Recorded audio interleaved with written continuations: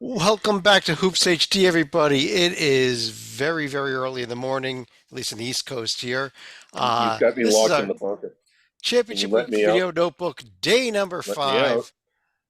I'm your host, Chad Sherwood, locked in the bunker, Let still me without out, any please. power below us is David Griggs. To my side, John Salika. And we got Rocco Miller from Bracketeer.org back with us, coming to us live from an airport, I believe. We got passengers behind you. We got a couple teams behind you, too, maybe even. Who knows? How's it going, Championship Rocco? week. Hey, it's going well. Championship week requires a lot of sacrifices, Chad. So it's just awesome to be here and not in the air. All right. Well, on that note, let's get right into things. So if I could get the screen share to work here, and if we hit the right buttons, and who knows if we do or not. First of all, we do have our live video feed here of the outside of the puppet bunker, and the good news is the door is still locked. So even though he still has no power, Griggs, you are still locked in There's there, no correct? sunlight in here either. Well, there's a little tiny hole in the door there, little tiny hole. Um, Very tiny. Let's start things out with the news and notes portion, or the Hoops HD report portion, where we go over the regular season scores here, the couple key ones from today. And real quick, first of all, uh, Rocco, Akron continued their final week of the season collapse here with back-to-back losses, giving Toledo the outright MAC championship today. Uh, did not see that one coming 2 weeks ago, I don't think. Me either, Chad. I cannot understand. And I'll be honest, I haven't got a chance to see either of those upsets. I was tracking them, but I don't know what the story is. It looks like everybody, especially their stars, were available. Freeman had another double double. Like all that looks normal. Really crazy, especially the one on Tuesday because Eastern Michigan was already eliminated off the Survivor board, and so that one still I can't explain for the life of me. But tonight, let's give a shout out to Western Michigan because their only guarantee they could get to Cleveland was a win. So that was a huge win for them. They definitely were extremely motivated. They clinched the 8 seed, and by beating Akron, they made sure they don't have to play them again. So now they get to play Toledo in the 1 versus 8 game. Still a tall task there. I threw the Bowling Green Ball State score up there as well, just to know that Ball State, with that loss, did not make the MAC tournament. They came off our survival board tonight. Stalika, Dayton got a hell of a game from VCU. I thought they were going to lose most of that game, but they came back and they found a way to win it in overtime. Well, if you look right here, Dayton was able to survive, and they'll still be within, I think, a couple games of Richmond as far as seeding goes. But my guess is the Flyers, I think, are going to end up as the 3 seed in the A10 bracket. Although they might not matter terribly much, considering Loyola is probably going to be the 2, and they're probably on a collision course for the semis at this rate. Yeah, give a little shout out. By virtue of this loss here, actually, UMass gets the 4 seed and gets the double bye. Congrats to the Angry Minutemen. Frank. Yeah, Way to Angry go. Frank getting the double bye. VCU, Wow. I think, fell to the 5 seed. Yeah. Um, So, I saw some of the game, a little bit of it tonight, and it's kind of hard when you're in the dark with no electricity. You're in the bunker to follow everything. But you know what Dayton looks like to me? A 9 seed, not a 6. well, we'll see what happens in another week from now. Last but not least, Boise State with an overtime win at San Diego State, one of their best wins of the season now. And if Probably they're the best win of the season for them. And they've got some good ones. They've been playing really well. It took them a little while to get all of their Pistons firing, but that is a good win. This is a team that I think can get to the second weekend of the NCAA tournament. They went to San Diego State in front of the show and won. And that's a season sweep for the Broncos against San Yeah. Diego State. Absolutely. Yeah, I think that's a huge win for Boise State. They're the only team to do it this year, first one to do it since January of last year. I think Yeah. it was 18 in a row for the Aztecs. That's gone now. Max Rice Mhm. had some huge shots, but if you look at the box score, they had 6 guys in double figures. That's great balance for Leon Rice's team. Yeah. Yeah, Max Wright hit a three-pointer in overtime. With the shot clock running out, he was at the half court line, threw it up, and it went right nothing but net. It was Amazing. incredible during overtime there, and Yeah. they won by two. And I They needed that realized, shot. yeah, I realized that was a little freakish, but I mean, how Boise played up until that point was commendable. They played a great game. Uh, And I'll but say still, this, like, that's a student section that doesn't mess around. yeah, and I'll say this: San Diego State really disappointing week. Going 0-2 this week never really happens to them. You can go through all the years; it's rare to find a week like this. And I also would just say overall for their resume, coming off the UNLV game, the top 7 teams outside of themselves, they went 0-6 on the road against all 6 of them. So it's interesting because the committee liked them as a top 4 seed, but I think they've clearly played themselves out of that now. Mm-hmm. I agree. I can't see how you can give them a protected seed. I think they're in on the first ballot. I thought the committee kind of overvalued them the first time. I was a little bit surprised, but then again, I'm not good at guessing what they're going to do. all right, let's jump over to the conference tournament play then, and we'll start things off in the conference that was at the semifinal stage tonight, and that was the Ohio Valley Conference, where Salika, we had a pretty much a cakewalk for Little Rock, especially the second half against Western Illinois. But Tennessee Martin Moorhead State was a good game until probably midway through the second half when Moorhead just got on fire. Now, if you had told me that Moorhead was going to go 14 for 30 inside the arc, I'd have probably said, yeah, UT Martin is going to move on. But as Chad was alluding to, the Eagles went 16 for 30 behind the arc. I don't think you can count on them doing that against the Little Rockos for the championship game, but definitely some unfinished business for a Moorhead as they go into the championship game for the 3rd time in 4 years. Yeah, and Jordan Steers for Martin had an incredible game with 34 points, but Rocco Moorhead just from everybody was hitting Minix, Thomas. I mean, Lathan, they were all there. Yeah, and they were down at halftime. They really had a strong second half, and they got a number of stops as well on top of all those big shots they made. Moorhead's really tough, and the one thing I didn't get to talk to you guys about earlier this week was Drew Thelwell coming back from injury pretty quickly, so that was a huge relief for them. And this has been the most steady ship when they're healthy all year long on a consistent basis from start of conference play to now. And it sets up such a great championship game because, of course, Little Rockos have won 10 in a row, and they're just so dynamic defensively. Once again, just an outstanding defensive performance by the Trojans, holding WIU to 22% three-point shooting, 35% overall shooting, 8 blocks for the Little Rock defense. They're performing like a top 25 defense nationally. I get that they've only played OVC teams in the last month, and that's just last month stuff, but man, they're doing it at such a high clip. It's going to be a real test for Moorhead State. Yeah, and if you look at the results of those 10 games, it isn't that they've just won 10 in a row. They've won all of them by, I think it's 18 points or more on an average. So they're not just beating teams, they're eating them. And Little Rock, they've got such a big head of steam built up. I don't think, correct me if I'm wrong, have they been to the tournament since Chris Beard was there? And they went to the round of 32. No. That they haven't. No. Like, so they're They basically got kicked out by the Sun getting Belt. back. Yeah. Yeah. And So there's a lot of people in Arkansas tonight on Twitter, if you haven't seen, fired up at the Sun Belt. Yeah. This is the revenge tour. It's there's a lot of rah-rah going on with the Trojans.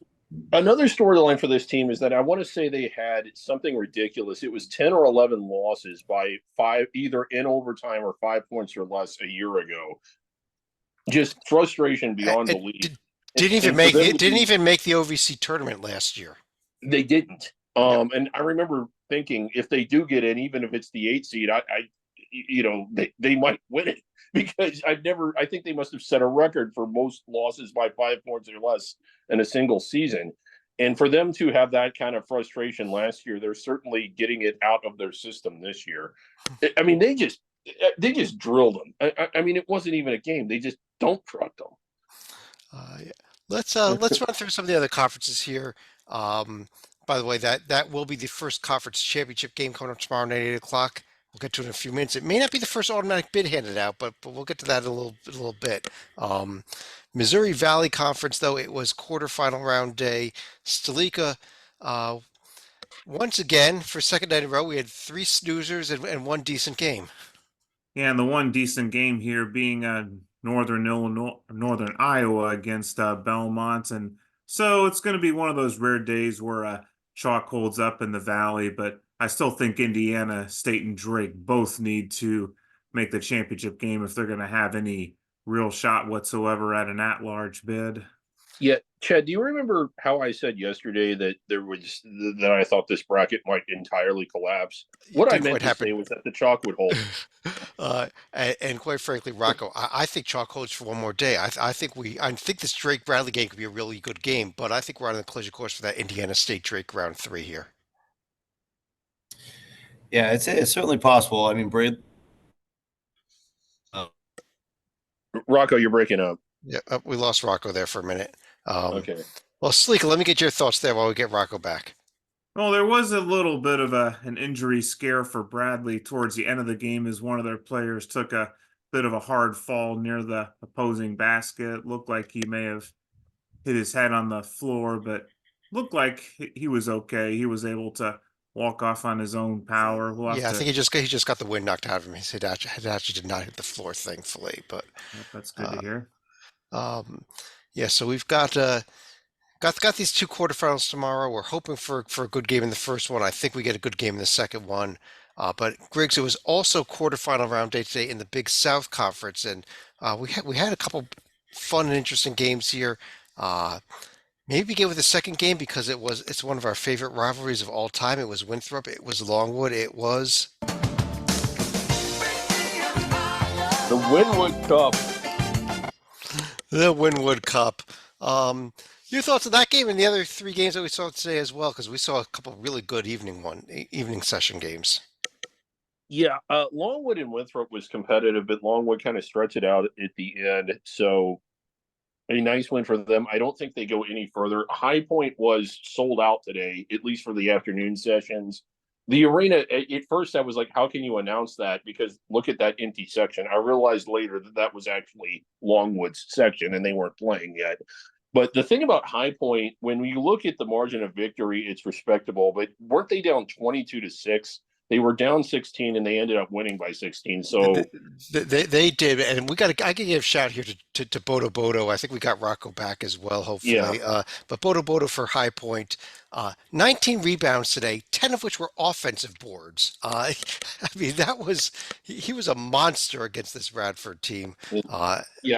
Like go to Rocco. You've been talking about this High Point team since September, I think. So what did Yeah. you think today?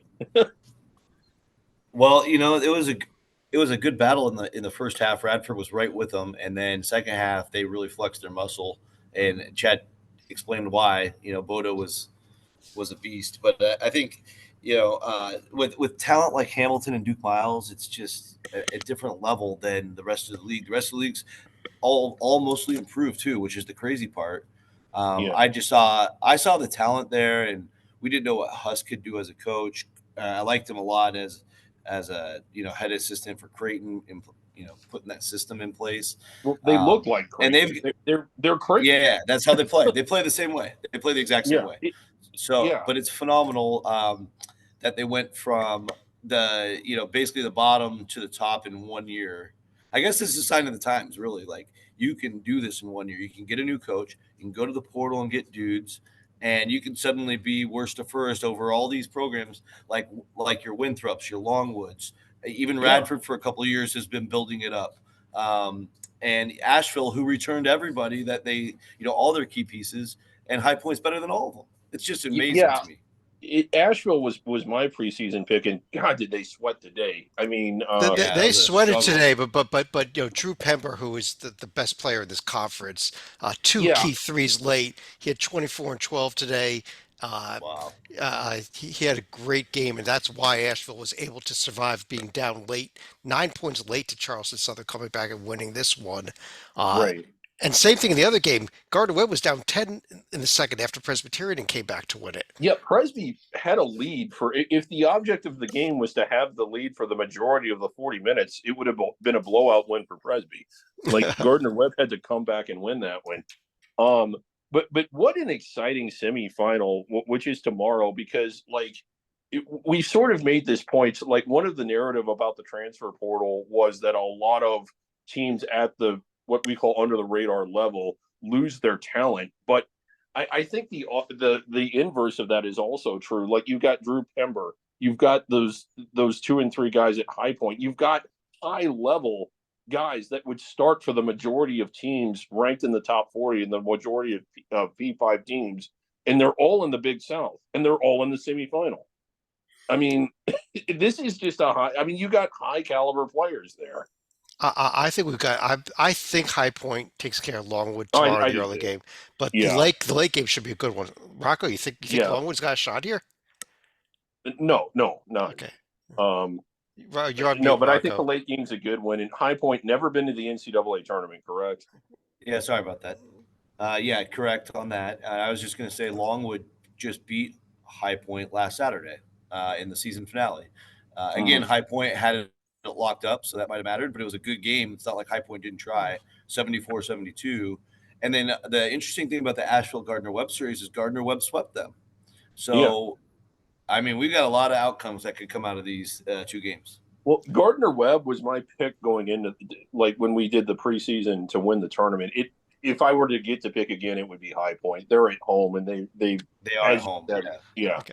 Let's jump over. They're going crazy. It's like Kennesaw Longwood last year. They're going to be sold out tomorrow and Sunday. Longwood's going to be hungry, I think, but we'll see how it goes. Stalika, it was second round day in the monstrously long bracket known as the West Coast Conference Tournament. We saw 2 decent games though, but San Diego and Portland both advanced. And first of all, your thoughts on it and on these 2 games, and then we gotta get to a very interesting stat here. But go ahead first. Well, first of all, we weren't exactly going out on a limb saying that Pepperdine was not going to jump out like 52-9 like they did against Pacific or whatever the amount was at halftime yesterday. 58. And 58.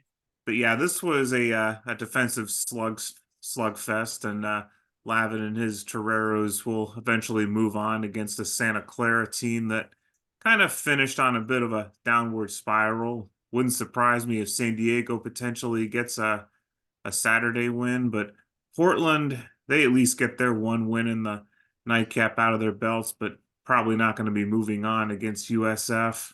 Yeah, San Diego let Pepperdine come back. It was a Wayne McKinney 3 with 1 second left that gave them the 3 points, and then they got 2 more free throws to make it a 5-point win. But Rocco, how about this stat here?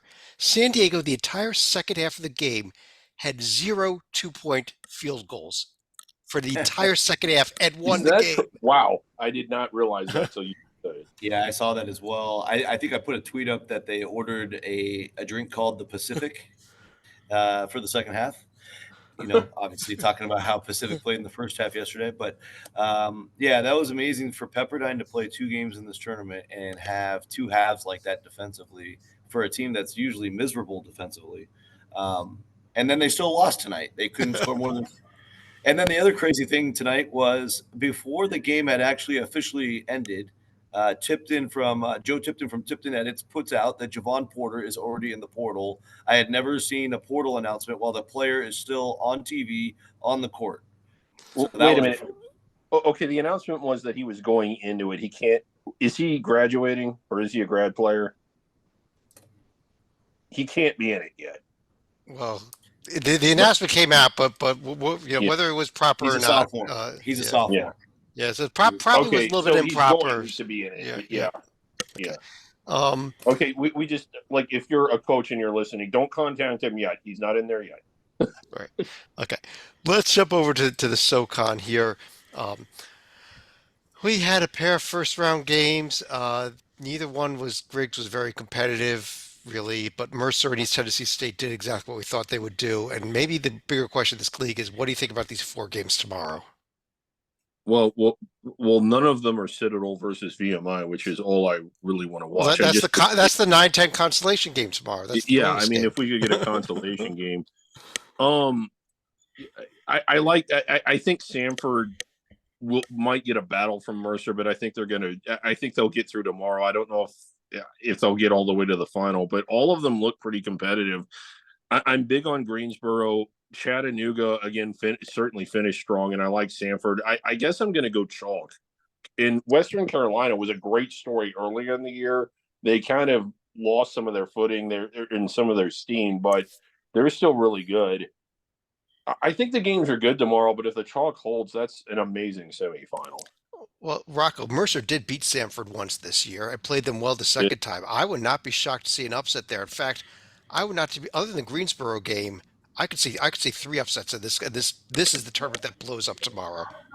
Yeah, we're on the same page with that, Chad. And I think, if I'm not mistaken, Mercer beat them last year too, and was also a 6-12 Mercer team. I'm sorry, they didn't. They lost in overtime by 1 point against them. But again, there's a formula that Coach Greg Gary has here that knows how to slow down the Sanford system, and it's a really interesting matchup. Definitely would be tuning into that, at least until potentially Sanford gets a big lead. But if they don't, this is going to be a real interesting one. Western Carolina Furman kind of speaks for itself. That should be a terrific game. Western Carolina coming in playing their best basketball finally, and then I also think Chattanooga Wofford. Wofford depends so much on jump shooting; it's hard to say. Chattanooga ended the year cold, so we'll see if they can bounce back. And ETSU, I like Brooks Savage a lot. They dominated today. That helps them for tomorrow because I don't think they had to go full force with all the minute distribution for their regulars. So perhaps they can give UNCG a battle. I know that's an old rivalry there between the Bucks and the Spartans. Yeah, Rocco, let me ask you about Samford real quick because they do play that really up tempo sort of unique style, and they got a great player in Bowie. Do you think one of the issues is that teams, the SoCon, when they see them two and now three times a year, that they start to figure them out? Maybe. Like, they haven't won this yet, correct? So you didn't tell me I was dead wrong. You said maybe. So I'll take it. Well, last year they showed up and lost to Chattanooga in the first game after going 15-3. Right? Yeah. So that we've seen this still before. in our mouth. Yeah. From them. They won by 2 points the year before against Greensboro and then lost by 3 to Furman. Real no shame there. That was a good stepping stone year. So this is going to be the first time they got the 1 seed with Bucky. And but yeah, you're right. Like I this draw for them is not pretty. Oh no, I'm right. It's not maybe. No, I'm actually correct. Does that mean I just think this? Yeah, I think. Well, they also leaked a little oil down the stretch those last couple games. Very big surprise loss when they lost big. 2 weeks ago, and then Western Carolina in the second round potentially, or Furman. It's gonna be hard for them to make the finals. I think.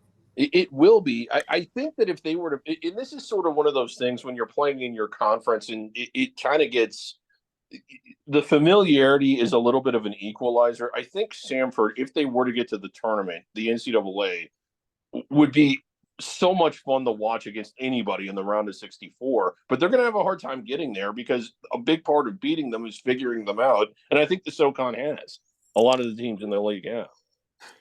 Let's see what happens tomorrow, but let's jump over to the Summit League here. Stalika, Oral Roberts beat South Dakota today. Any thoughts on that game, or more importantly, we have 2 of the 4 quarterfinals tomorrow, both the South Dakota State ORU game as well as the Kansas City Denver game. Chad, can I just say I'm glad you went to Stalika because I have no thoughts on this game. Just a slightly different team from the one that was led by Max Abmas and company last year, where Oral Roberts just smashed through the Summit League right here. Now, this is a team that still, you would think in most years, could potentially pull off a 1-8 upset, but that's going to be a tall order in Sioux Falls. Yeah, I think this conference gets interesting when we get to Sunday. Denver had its moments earlier this season. They really fell apart late. Kansas City's been playing so well. I think chalk easily holds tomorrow in the Summit League. I've heard Tommy Bruner might be out for Denver as well, the leading scorer in the league. So if he's out, Kansas City should roll. Yeah. There's some concerns there. But Omaha is a wild card. Oh, go ahead. Oh, I was going to say, are you fairly certain this tournament winner's going to Dayton? No, really? Because it depends on other tournaments too. Yeah. Right. Yeah. So you have to wait and see how it all shakes out. But I think Omaha is interesting, playing tomorrow. So I figure, they're playing on the 10th. They're playing. The St. Thomas, North Dakota State, and North Dakota Omaha games will be Sunday's games. North Dakota had a shaky ending to the year after a really strong year for the most part. But Omaha has Frankie Fiddler, and he's a deadly shooter. Awesome name. So watch out. Maybe Omaha shoots the lights out some nights. So I think they're the wild card of this tournament. Over in the CAA, our colleague John Titel was there today. Good for him for going and seeing. Him Actually, and about 8 other people were there today.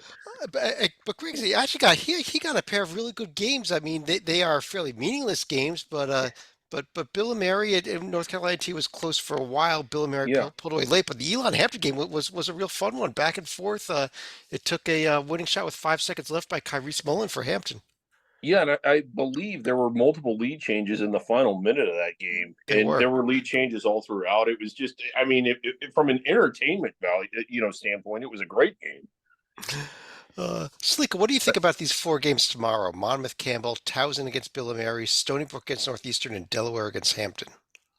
I feel like Hampton could be a potential sleeper given that Delaware didn't exactly have the strongest of finishes here. But I still think Monmouth and Campbell, I mean, what are we calling this? The Monbell? It's just basically going to be a lead up to Charleston, who's inevitably going to probably end up winning this tournament. Well, I like the Monbell. That's great. Well, Rocco, what do you do with Monmouth? We know what they do. That they can't win on the road. Are dominant at home. This is a neutral court. Yeah, I know. I think they're 2-0 in neutral though, so we should trust them. Let's trust them and see what they can do against Charleston. Do you think any seeding upsets in the other 3 games? Bill and Mary, Northeastern, or Hampton?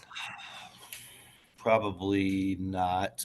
Mainly because Delaware was weird down the stretch, and so that might be the one to watch. Because I know Hampton, they're obviously far less talented than Delaware, but I know they're excited to play in DC, and they showed it today, albeit they only held on by 1. They're not even a wild card because they have no chance of going very far, but they could scare Delaware tomorrow. Let's just say that. Yeah. Griggs, it is back. I mentioned earlier that we might have 2 automatic bids given out tomorrow, and that is because it is Northeast Conference semifinal day. The first game is between Merrimack and Lemoyne. Should Lemoyne pull off the upset, then the loser of the championship game gets the auto bid should Lemoyne go on to win the entire championship. In other words, if Lemoyne knocks off Merrimack, Central Connecticut versus Wagner in the late game at 2:00 will be for an automatic bid. Yeah, and it was the same storyline last year. Now, I don't think while that is possible, and again, do they just want to kind of decant the Ohio Valley here? It's like, oh, we're first, because the OVC's thing is that they're always first. But I don't think that Lemoyne will go to Merrimack and beat them. I think Merrimack can win the tournament, even though they have to go to Central Connecticut to do it. Presumably the chalk holds. Lemoyne is a first-year transitional team coming up from, is it D3 or D2? D2. Okay, they've had a really good year. But I just think it ends tomorrow. Well, Sleeka, what about the other game? Central Connecticut Wagner. Do you think Wagner can win at the Blue Devils? Well, keep in mind Wagner already got the 1 road win at Sacred Heart, and Central Connecticut. They're not used to being the hunted in this conference, so I could potentially see Wagner pulling off another upset, and we'll find out if that's going to be for the first automatic bid, depending on what Lemoyne does or does not do. Yeah, but Rocco, the problem I had with Central Connecticut in their first game, they really struggled with St. Francis, and they just played tight. If they play tight again, Wagner's a lot better team, and we'll beat them.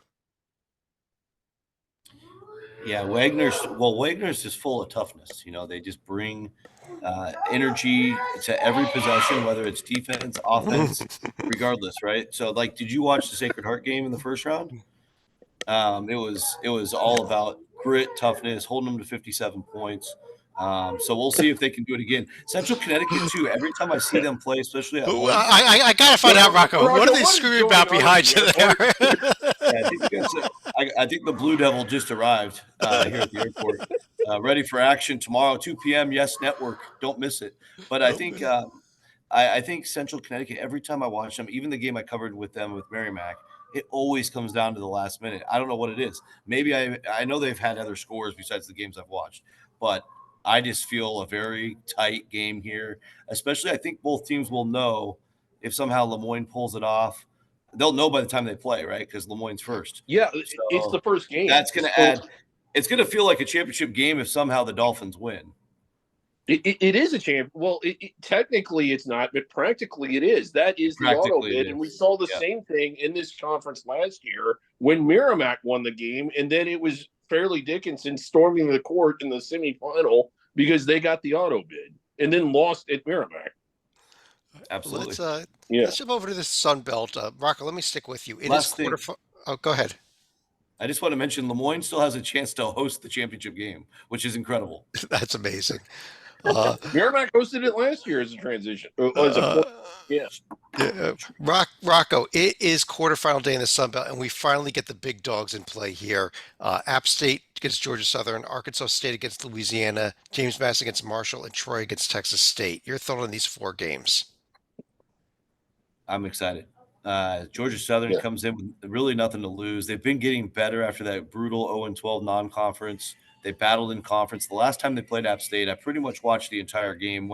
Georgia Southern looked like they were going to win, went to overtime, and now they meet again in Pensacola, a chance to beat them again.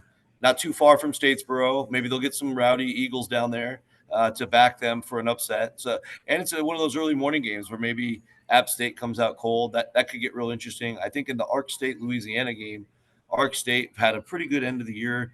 Louisiana is always tough in this tournament because Bob Marlin has so much background in the city of Pensacola. They seem to always play well. Is Fulk still out for Louisiana? He missed the first games.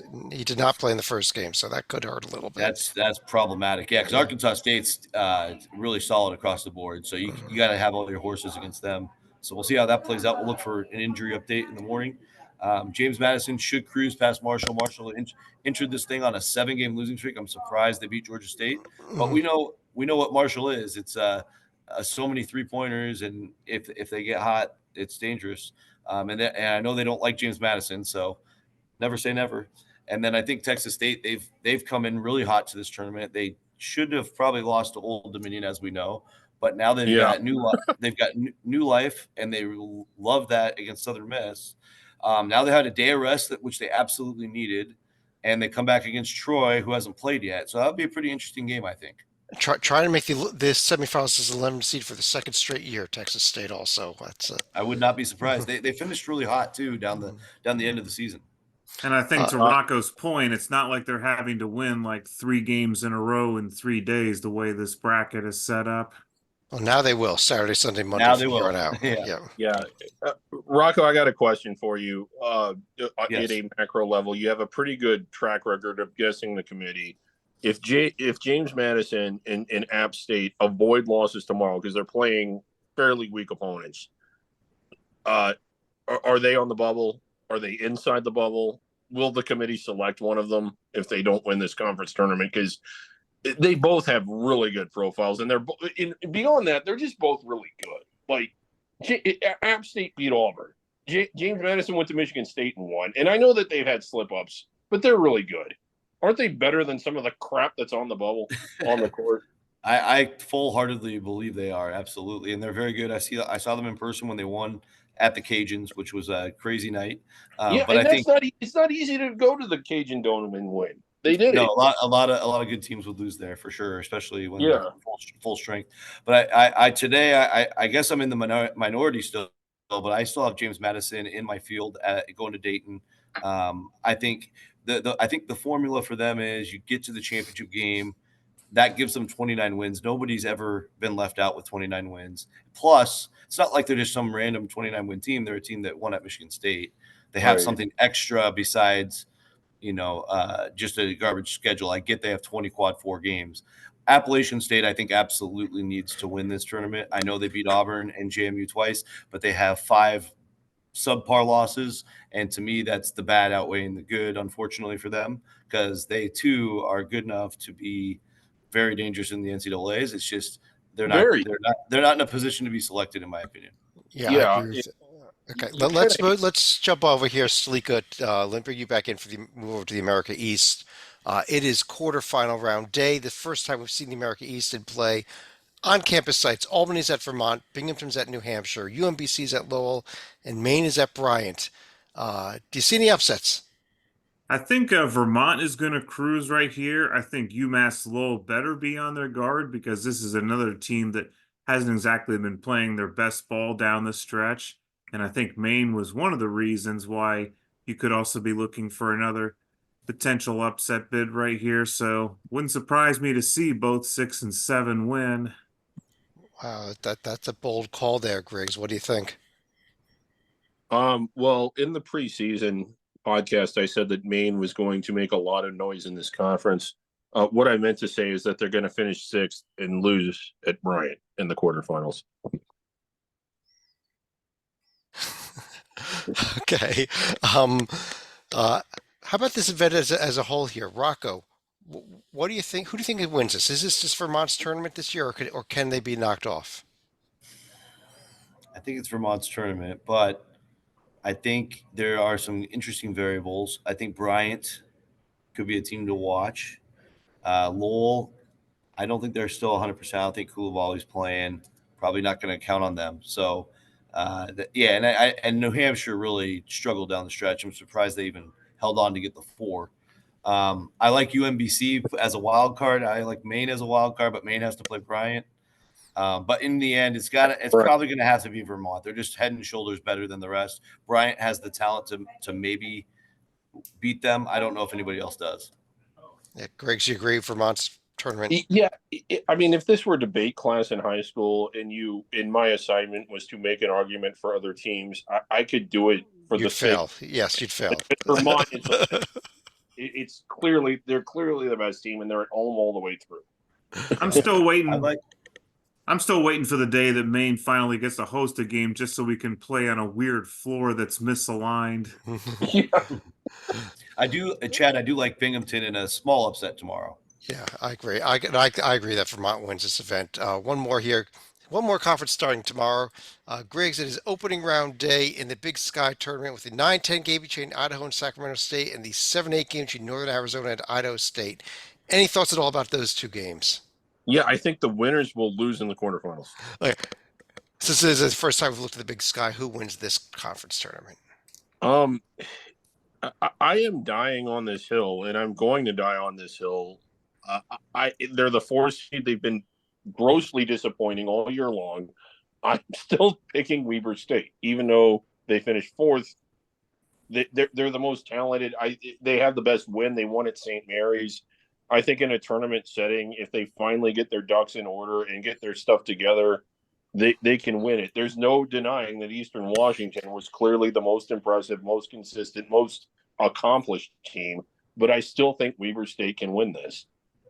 Eastern Washington is so accomplished that they lost to Sacramento State in the regular season. But Salika, there were a few low moments, yes. Salika, who do you think wins this thing? Well, I think for the first round, at least we got to rep the top range. Weber State is not making it past Montana State. But if we're talking about an eventual championship game, I think we have to hope for the Nokoiwu Cup right here. Yes. And I think this is going to be Eastern Washington's revenge this year against Northern Colorado for the title. I'm going the other way. I'm going Northern Colorado over Eastern Washington in the Nokoiwu Cup. Rocco, what do you think? Who do you think wins the Big Sky? I like Montana actually in the bottom half. Yes. Just matchup wise, I think it sets up well for them. They also finished pretty well. Top half is really difficult because Weber State really needed to win that finale against Montana State. They just played each other to finish the year, and they got killed. They would have had the 2. They would have had the 3 or the 2, at least the 3 with a win. Now they have to play them again. That's a really weird matchup to me. And then I know Eastern, I think, would prefer to play Weber, actually, even though they split with them. I'm sorry, they would prefer to play Montana State. I think they swept them. So I talked to a few Big Sky coaches. It's one of those leagues where it's really matchup specific. So these matchups will be really crucial as we get through the bracket. So pay attention to that. Can I make a comment here? Like, if you go back to October in our Under the Radar preseason podcast, everybody picked Weber State and I picked Eastern Washington, and all of you laughed at me. And now I'm picking. Now that the tournament's starting, I'm picking Weber State, and all of you are laughing at me. The great state fair will still be I'll- laughing at you. Well, everybody laughs at I'll- me anyway all day long. So I'll say great pick, and you can laugh at me if David Riley is still the coach next year, because I'm pretty sure he's on the way up the food chain. they've been grossly disappointing. Okay. Or okay. David Riley. Yeah. Okay. Eastern My Washington. mistake. Yeah, no, he's gonna. He's on his way out. Let's get Yeah. to our survival board so I can get to bed here. This is our NCAA tournament survival board. It shows that there's like heading into the day today, there were 292 teams left with a shot to make the NCAA tournament and potentially win it all. As a result of all of today's action, what happened? Let's find out. Down to 274 teams left. Oh. And if you click on that survival board up there on the website, you get this whole list here. And Griggs, we got teams categorized in different ways as well, correct? Yes, and we do this for the selection committee. They are watching. They have the internet in the room. They read every word of Hoops HD, or it's available to them. If they're not reading it, that's their problem. But we're just assuming they're reading everything, which is why we categorize everything. Right. And we've got some teams categorized as locked. So, for example, the selection committee is looking at the Big East, says, gee, I wonder if UConn should be in the field. The answer is Well, they wouldn't know this if we didn't do it for them. But the answer is yes. UConn should be in the field. Then we have teams that list as auto bid only, like Sleekly, your Xavier team. So if they're thinking about them for an at-large bid, the answer is No, No. not in 2024. exactly. But they could still get in through an auto bid. Now, And Griggs, so can DePaul. if a selection committee member goes, Presbyterian lost today, but I like the way they played. Maybe we should give them an at-large bid. What does this tell them? Well, it tells me that it's a good thing we have the survival board because guided selection committee member. But no, if they win the auto bid, you need to take them. But Presbyterian is already lost today. Well, then they're out. Right. You can't select them. And if a selection committee member says, we've mentioned this one a few times, Iowa, for example, says, gee, I wonder if Iowa should get an at-large bid. They're in green under consideration. And that means that, Griggs, that we say, we leave this one up to them, correct? Yeah, and this is the thing. They call us every year and they beg us to tell them what to do with a team like Iowa. But we have to draw the line. It's like you have to take a stand and say, you all need to decide for yourself what to do with Iowa. Let's get to our top 10 list. We've been doing this, Rocco, it's your first time on the video notebook. We have our top 10 things to see at college basketball games. So we've been counting down during championship week. Just like with our under the radar top 10s, we had a few honorable mentions because we had 14 days. We are up to number 9 for tonight's show, but a quick review of what we've seen already. We saw the Hornets Nest Trophy was an honorable mention. We saw the Kennesaw Banana. Yes. Great things to see. We saw Keggy the Keg. Oh, gotta see one of our favorite mascots over there in Dartmouth. What about the Illinois Chicago mascot? Is he going to make it? Well, we'll find out. Our find last honorable mention we saw, we mentioned them earlier, the uneven sidelines at the Cross Center up in Bangor, Maine. Unbelievable. And yesterday we saw at number 10 was the Detroit Book Guy, one of the great sites at college basketball games. But tonight we've got. This is tremendous, by the way. Absolutely. Yeah, these are great. Oh, yeah. If you haven't been following us, Rocco, we also give a lot of information. Well, let's see what number 9 is for today. This is something that you could see, and this one here is kind of unique because you can see it at almost any college basketball game you watch at all. But let's have a little drum roll here. Number 9 thing to see at college basketball games is Rocco Miller. Griggs, he's at every game, is he not? I am confused Yes. here. Is he number 9 or number 10? Oh, No, number 9. There's a little Yeah, bit number we'll fix that. So Rocco Miller. And This is getting a little wild here. Yeah. There you go. Facts about Rocco Miller. He goes to what is there? There's about 27,000 games played a year. He goes to about 24,000 of them. Dr. James Naismith invented Rocco Miller, about a year or two after he invented college basketball, and he's one of the more trusted sources for scheduling, coaching changes, bracketology. And absolutely, if you are at any college basketball game, all I got to tell you is go down to press row, say hello to him, shake his hand. He's there, right, Rocco? Anytime. I'm a man of the people. I'll shake anybody's hand. Let's talk some hoops. Yeah. And my father, Dr. James Naismith, says hello. All right, let's pull this down here. Get to final thoughts. Stalika, any final thoughts on the show? I almost feel ashamed I have to say this right here, but the second day in a row, the head coaching carousel is starting to have another edition right here. Even after winning the final Apple Cup in the regular season, it's not going to be enough to save the job for Mike Hopkins, who will still be allowed to coach Washington through the Pac-12 and I suppose any further postseason play. But hard to believe this was a guy who just 7 years ago was the potential coach in waiting for Jim Boeheim, and ultimately did not work out. Nope. Rocco. I'm still, well, thanks for calling that, John. I'm still recovering from the countdown. But yeah, on that note, I would also just add that, Coach Hopkins was awesome to be around. Super, one of the best guys in the business, just always cracking jokes, unless it was game day. He's very intense on game day. But really, really good person to talk to out of all the coaches. Unfortunately, just lost too many close games. I mean, you look at their season this year, they had so many games that could have gone either way. I think in close games, they went something like 4-8. A couple of those flip. It could be a whole different story because there's a lot of talent on the team. And the Pac-12 tournament, I should add, is pretty wide open outside of Arizona. If Arizona can get knocked off, you could see anywhere from 7 to 9 teams have a chance, and they're one of them to make a run. So, and with tiebreakers tomorrow and Sunday, I guess, you could see Washington get all the way up to a 5 seed, which if they get a 5 seed, who knows? But anyway, yeah, I'll just leave that as my final thought because I'm thrown off by the countdown. Unfortunately, my Musketeers did not get the memo that Washington was not supposed to win close games. Griggs, you want to finish off the show here? Yeah, one of the things, and this isn't involved with championship week, it's more of a general thought that, like, with a lot of coaching hires with the new transfer rules and transfer portal, I think one of the questions every coach is being asked during interviews is not only what can you do, but what players can you bring with you. And not to there's nothing right, wrong, good or bad about that, but like when you look at South Florida and Amir Abdur-Rahim, like some of their key players were playing at Kennesaw State a year ago. And it's just one of those things that when you realize that there's been a lot of dismissals, it seems like they're coming earlier and earlier, and is part of the reason so they can get into that interview process and get coaches that can not only be good coaches, but could bring players from their previous team to be key players on their new team along the way. Could be.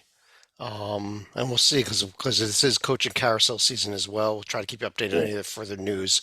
But on that note, it's very, very late here. So on behalf of John Stalika, David Griggs, and the number 9 thing to see at college basketball games, or number 9 person to see at college basketball games, Rocco Miller, check him out at bracketeer.org. Follow him on Twitter/X at RoccoMiller8. I'm Chad Sherwood. Thanks for joining us. Be back again tomorrow night with another show.